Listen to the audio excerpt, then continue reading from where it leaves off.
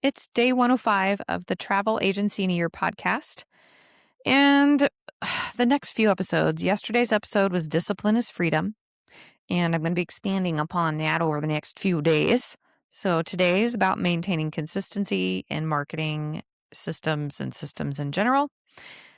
Again, the discipline is super important. If you aren't disciplined, you aren't going to stick with it. You aren't going to hit your goals. And it's all little baby steps. You don't have to do everything all at once. Let's just slowly work it out. And also understand, I cannot reiterate this enough. Just because you have this system in place now does not mean you have no capability of revising it down the road.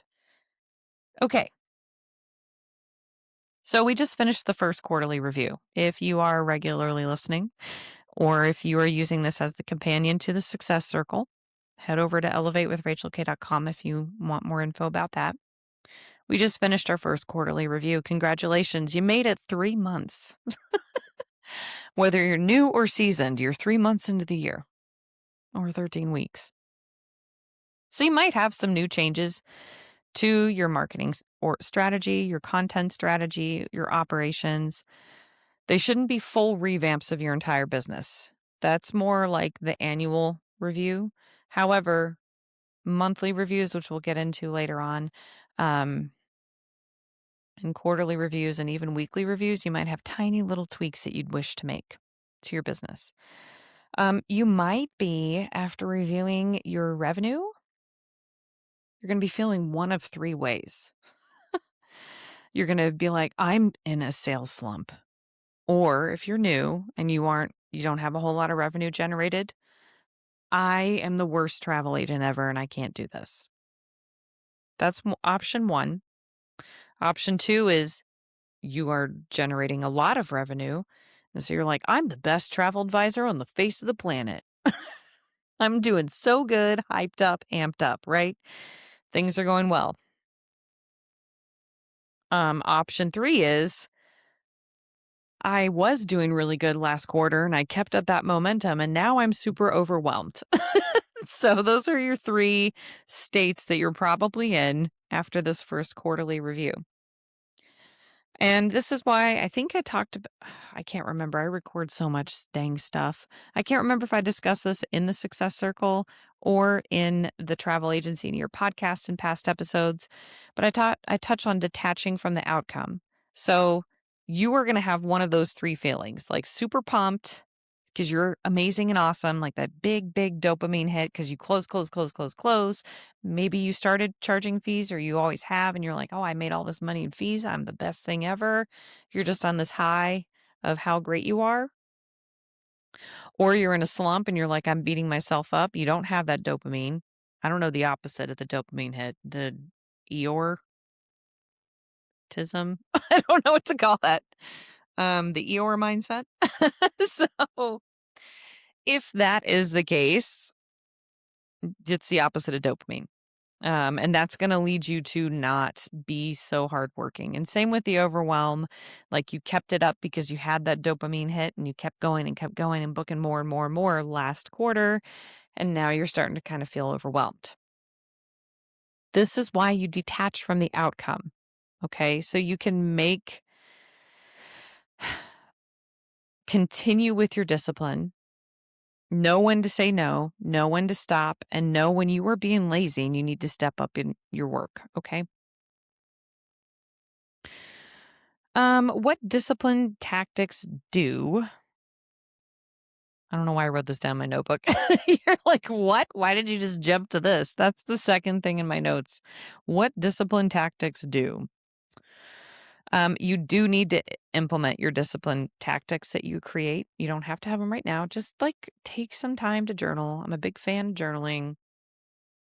But it'll help you maintain consistency despite how your business is doing because you are truly detaching from the outcome. It is not about, I'm not making enough money or sales, or I'm making so much money in sales and I'm the best thing ever, or I made too much money in sales and now I got to honor these promises I made with my clients and now I have too much work and I'm like barely thriving or surviving. If you keep your discipline tactics, hopefully, if you don't have it developed yet and you are overwhelmed, sorry, not sorry. You're just going to have to get through it. Honestly, like you could hire someone to help you. You could make some investments to help streamline everything, but and understand that if you are overwhelmed because you have too much business, this is a time for you to be disciplined and be like, okay, I can't take any more trips on. But you are detaching from the outcome when you stick to just the discipline, the SOPs, and how you want your business structured versus how you're feeling about how it's going. Okay. So if you get in slump mode and you're like Eeyoritis, then you're probably not going to be consistent with your marketing. You're probably not going to be consistent with following up because you're just like, nobody likes me. Nobody wants to book with me. I'm never going to make any money. I might as well just go get another job. This was worthless. Give it some time. Okay. Like you can't, Rome wasn't built in a day, people, and neither is your little empire. Okay. Remember to eliminate that scarcity mindset. And the scarcity mindset is I need more bookings. I need to stay on top. That is also scarcity mindset. I don't have enough is scarcity mindset. Even if you are very successful right now and you keep pushing more, that is a scarcity mindset. Similar to nobody wants to book me. It's just like a different belief, but it is scarcity mindset. So you need to focus on practicing eliminating those limiting beliefs leading you to scarcity mindset. If you're in that boat, you need to be able to address your fears. Back in the day 70s, I did a whole series on the top 10 fears for entrepreneurs, specifically how they apply to travel advisors. Detach from the outcome. You can succeed. You can fail. Either way, you are you. Okay. You're not like you are not your travel agency. You at least did the work and you tried. If you fail or if you succeed, you did it. I don't like saying tried. I don't know why I said tried. Okay, so how do you do this? How do you address all these fears, detach from the outcome? Let's talk about it. Step number one, identify your motivation dips. It can be, again, success, resting on your laurels and being like, I'm so great. I can take a little break. And then all of a sudden you're like, oh, I'm not getting any new clients. It's been 3 months and now I'm not getting any more trip inquiries. But it can also be I'm not getting enough bookings. It can also be I have too much work that I don't like doing. And if that's the case, then you should probably delegate those tasks out or figure out a way to automate them. So that's step number one. Identify your motivation dips. Step number two. What triggers your procrastination? Ooh, ooh. I got some notes down here for this one. What can trigger procrastination? Great question. Here's some examples. Any fears you have? Any fears you have, you're like, not yet, not yet, not yet. This is me when I have to get my annual physical because I'm like, needles? I don't need a blood draw. Not yet. Let's reschedule. That is me procrastinating, making sure my cholesterol is fine. Like I'm like,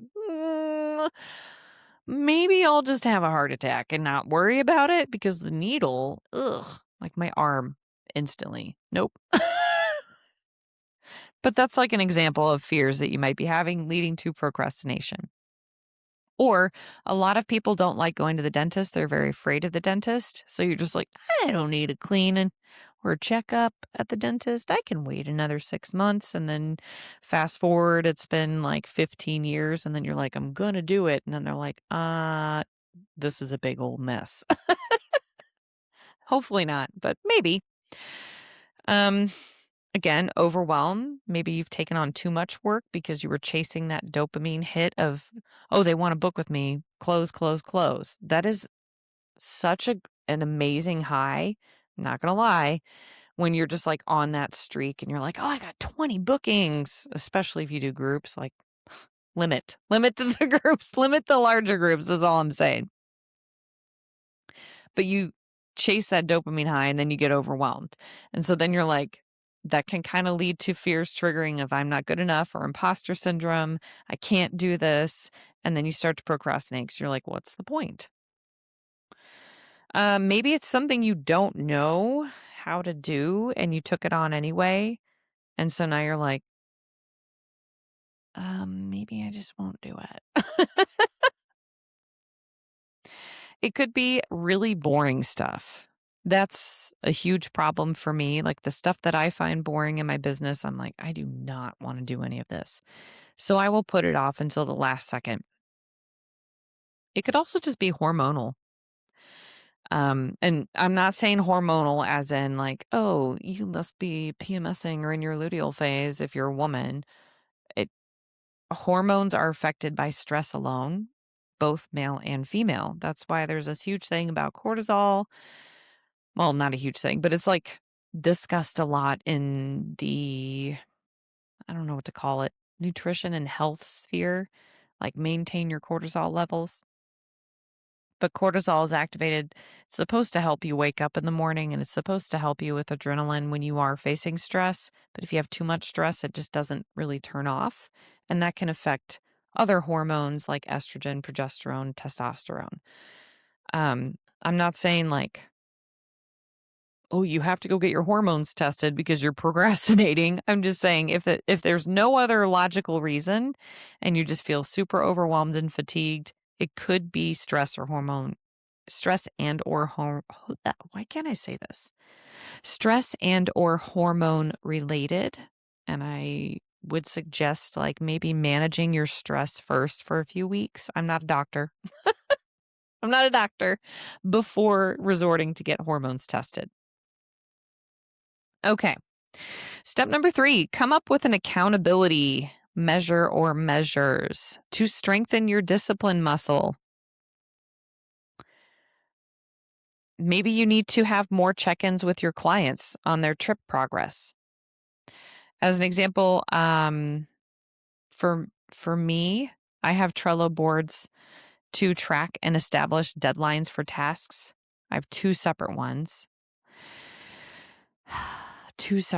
One for the sales side and one for the admin side. I did establish like bi-monthly email systems for the like my groups and room blocks. Like here's the updated information. And I have the same emails for every single group that I manage. Like here's how this works, and it's like every 2 weeks. So they have more knowledge, like the group hosts have more of an update, not only for like here's your room block, but also like here's how the events management is going. Especially if they have like offsite vendors. Okay. I also recommend doing trip audits. Hopefully you've heard this before. I do monthly group audits and I do monthly trip audits to make sure everyone's where they need to be. And sometimes I miss a task, even if it's like a workflow I may have forgot to click to set up and save. So I can go in and set that up when I do these audits. Always follow your SOPs as best you can in as much as possible. Okay. So that's another way that you can have an accountability measure to maintain consistency. Okay. So if your SOPs state specifically for like marketing, because we haven't really touched on marketing, when in the beginning of this episode, I'm like, this is marketing is involved.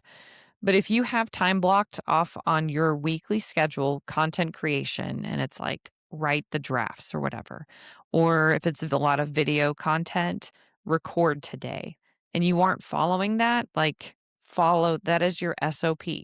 Maybe you need to revise it a little bit, tweak the times and days of the week, but also when that pops up as a notification, like do this next, like follow it. Okay. Okay. Step number 4.